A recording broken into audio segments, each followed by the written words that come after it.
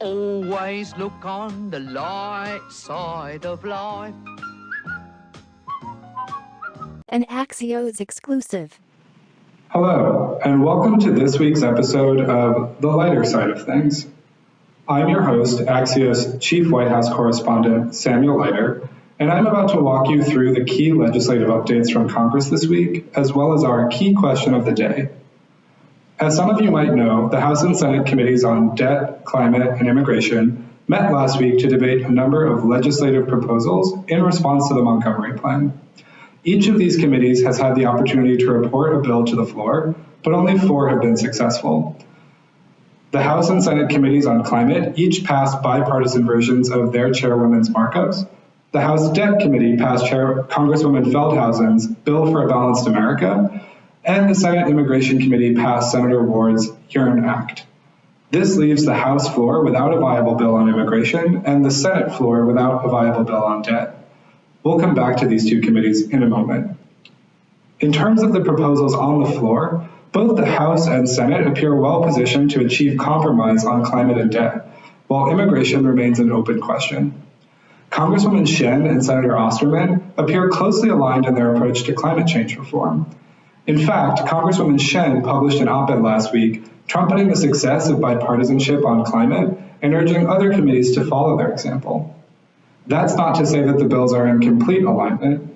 The primary axes of difference here are 1, whether to rejoin the Paris Agreement, and 2, how to distribute revenues raised from a potential carbon tax. The Senate version of the bill supports rejoining the Paris Agreement and a distribution scheme that more closely resembles the one outlined in the Montgomery Plan. The decision to put forward a version of the House bill that excludes rejoining the Paris Agreement was an 11th hour move by House Republicans, who have pledged to bend on this point if the final version of the bill requires India and China to implement equivalent carbon prices. My prediction here is that Democrats will be willing to compromise with Republicans on Paris and the treatment of India and China in exchange for a distribution scheme that more closely aligns with that of the Montgomery Plan, with higher allocations to deficit reduction and tax relief than are currently included in the Shen Bill. In the absence of a floor proposal from the Senate Debt Committee, Congresswoman Feldhausen's Bill for a Balanced America holds a first-mover advantage. Relative to the Montgomery Plan, the BBA advocates for substantially lower cuts to defense spending and lower increases in tax revenue at the expense of entitlement and healthcare spending, but nonetheless achieves the president's goals of reducing the deficit to 70% of GDP by 2029 and 40% of GDP by 2050. While neither Senator Dunbar nor Senator Carmichael's markups passed committee last week, I predict that Democrats will allow something dangerously similar to the BBA to pass committee, if only for the sake of expediency, and then use their majority in the Senate to modify the bill on the floor. The status of potential immigration reform is something else entirely. Senator Ward's YEARN Act passed by an 8-1 margin, with only Senator Ramos, a Democratic senator from his own party, dissenting. In responding to a request for comment, Senator Ramos highlighted 2 loopholes in the current YEARN Act.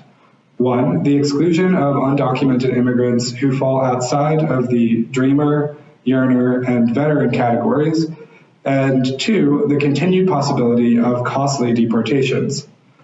While the version of the YEARN Act that passed on Thursday is much closer to center than Senator Ward's initial markup, it also allows for much higher caps on green cards than those included in the Montgomery proposal, as well as the use of E-Verify, which the president has publicly opposed. The passage of the bill still marks good progress in comparison to the proceedings of the House on Thursday, which failed to pass Chairman Fuller's Future for America bill. Chairman Fuller, feeling blindsided, then refused to bring a vote on the Hanley-Veneste markup, resulting in a stalemate. I predict that Hanley and Veneste will continue to push in vain for the bill to be brought to the House floor, and likely with the support of House Democrats, but that Republican leadership will set their sights on greener pastures, extracting concessions on climate and debt in exchange for any ceded territory on immigration. So what happens next? Thanks to a number of unnamed sources on the Hill, we know that House Republicans are planning to introduce modified versions of the BBA and the Shen Bill to the floor tomorrow. The substance of these modifications suggests that Republicans are, one, willing to accept a left-of-center outcome on climate in exchange for a right-of-center outcome on debt, and two, defer the fight on immigration to another day. Knowing that Senator Dulick is chomping at the bit to flex his filibuster muscles, I'm willing to bet that Republicans have resolved to wage these wars in the House where they have a home field advantage. In comparison to the Shen Bill, the bill that Speaker Willson is planning to introduce to the floor advocates for a revenue allocation that does more closely align to the Montgomery Plan, but in exchange for a lower carbon price of $45 per ton of CO2 emitted. The quid pro quo offered to rejoin the Paris Agreement in exchange for a stronger stance on India and China also remains in play, and I predict that Republicans will be open to using that offer as well as the lower carbon price as bargaining chips in the deficit reduction debate. Meanwhile, the bill that Speaker Willson plans to introduce on deficit reduction could not be more of a firebomb, whereas every other proposal brought forth in committee, whether failed or passed, has conformed to the president's deficit reduction targets of 70% of GDP by 2029 and 40% of GDP by 2050. Speaker Wilson's proposal would result in deficit reductions of only 80% of GDP by 2029 and 70% of GDP by 2050.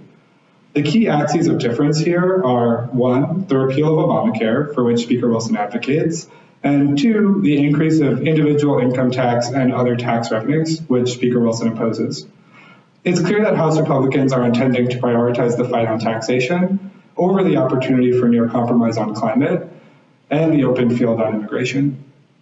This brings us to our key question of the day.